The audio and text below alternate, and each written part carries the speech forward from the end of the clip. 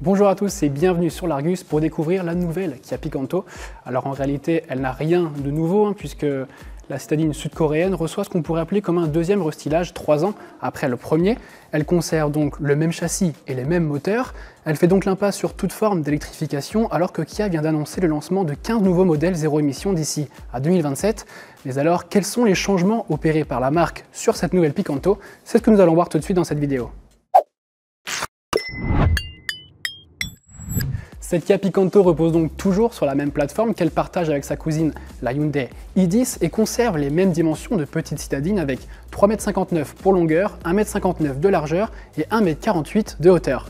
C'est surtout au niveau du design que ce nouveau modèle évolue. Il adopte la nouvelle philosophie du constructeur baptisée Alliance des contraires. On a ici un bouclier qui est redessiné, on a des blocs optiques qui sont désormais verticaux, et puis la signature lumineuse qui s'étend sur toute la largeur du capot et qui rejoint les blocs optiques et qui est spécifique à cette finition GT Line.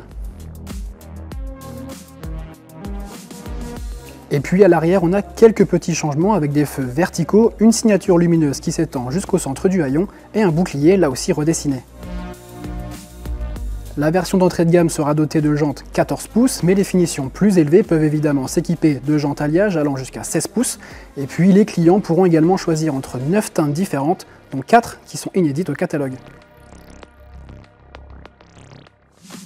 À l'intérieur, l'écran central tactile de 8 pouces qui est apparu pour la première fois sur la version restylée en 2020 est désormais de série, tout comme le combiné d'instrumentation numérique derrière le volant de 4,2 pouces. Le système d'infodivertissement intègre la navigation ainsi que la réplication smartphone Apple CarPlay et Android Auto. Et comme pour la plupart des constructeurs aujourd'hui, tout ce système sera actualisé via les mises à jour à distance. Pour le reste, la finition la plus accessible bénéficie de sièges en tissu noir. La version GT Line figure toujours au catalogue et offre des sièges en cuir artificiel puisque la marque veut devenir un constructeur plus responsable en utilisant davantage de matériaux recyclés. Cette finition GT Line se démarque également des autres par des inserts colorés au niveau des aérateurs et du levier de vitesse. La Kia Picanto fait partie des citadines les plus petites du marché, mais n'en est pas moins pour autant la moins spacieuse de son segment.